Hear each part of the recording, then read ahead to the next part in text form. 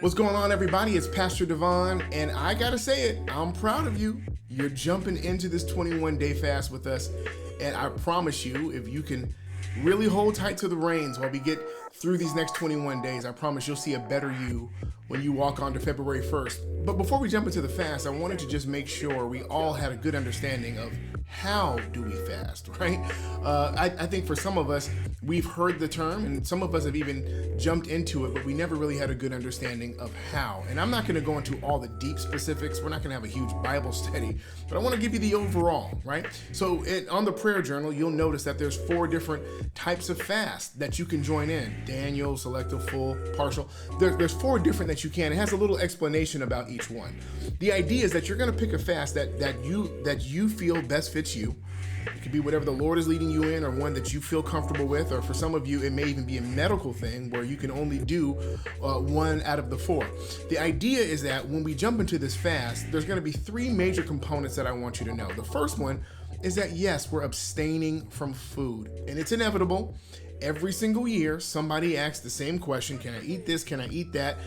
I just want to give you a general rule. If it's something that you have to question, don't even worry about eating it, right?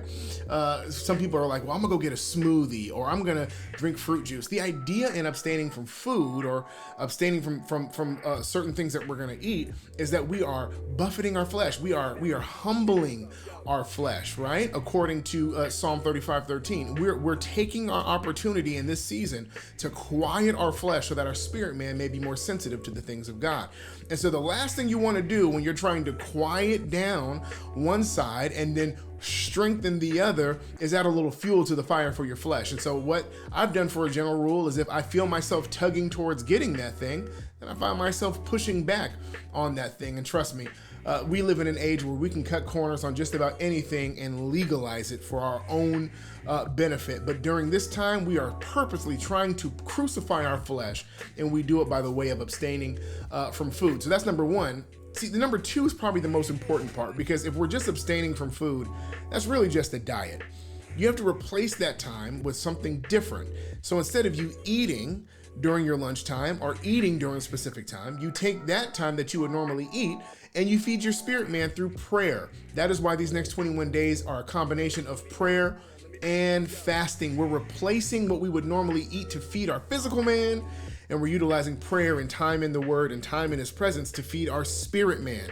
This is the year where we need to strengthen our spirit man at the expense of the comfort of our physical bodies. We are living in an age and a season now where there's so many unknowns, and we need the voice of God, and we need to understand the will of God better and be more sensitive to the things that God desires for us. I know that most of the time we think about fasting, we think about trying to get something from God, but that's not a good way to fast, right? The idea is that I want to abstain right now, and I'm making a dedication to the Lord, saying I'm abstaining from this and I'm feeding this, not so that I can get you to do something on my behalf, as much as, God, I want to be the best use for your will. I want to be the best impact for your kingdom in the earth. And so I want to position myself, and the best way to do that is to deny my flesh and feed my spirit man. So the first thing is abstaining from food. The second thing, or the second component, is replacing that with time in prayer and in the Word. And the third thing is probably the most important to me. When we're fasting, and we're talking about prayer and fasting here, and how do we do it, that third piece is really more about not trying to show yourself as somebody who's fasting. What do I mean by that? Well, Scripture tells us that when you're fasting, it's not really good for you to go out and let your whole countenance and how you dress and how you look and constant complaints tell everybody that you're fasting and tell everybody that you're suffering. In fact, you do the exact opposite. You put on a countenance of joy, because for this season, you're abstaining from this on this side, but you're getting something so much better in His presence on this side. That we're not going around typing into social media, oh, I'm suffering, or oh, I'm fasting and I can't have that. Or every time somebody offers you food, you're throwing your hand up, oh, I can't have that, I'm fasting. That's not what we do in this season. In this season, we don't have to let everybody know that we're fasting, and we don't have to let everybody know that our flesh is dying.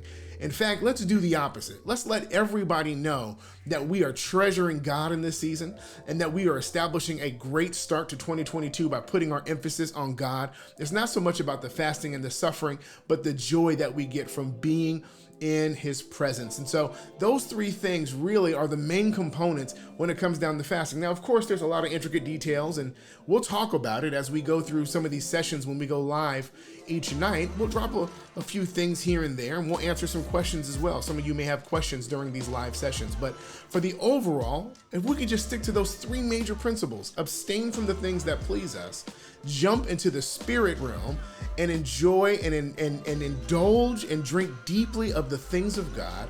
And then, of course, not try to become the martyr of suffering for all of our friends to be like, oh, they're super spiritual because they're abstaining from food. No, we don't do any of those things. And so hopefully this helps you as we get started. Of course, always reference your prayer journal.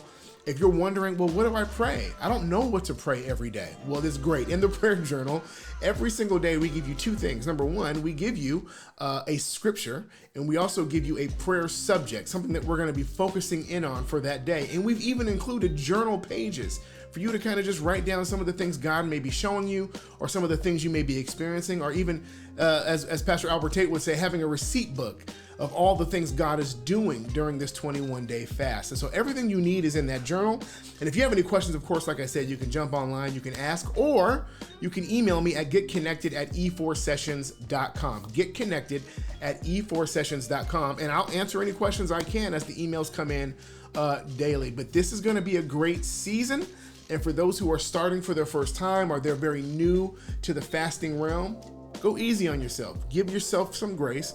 It's not about trying to be the most spiritual person possible. It's about trying to be the best person possible in his presence. And so we allow him to do the work, and we just position ourselves for him to chisel and shape and sculpt us into the identity and vision that he has in his mind for our lives. Let's get it going, man. We're starting 21 days. I promise February 1st, you're going to be a brand new person. Let's jump into it, man.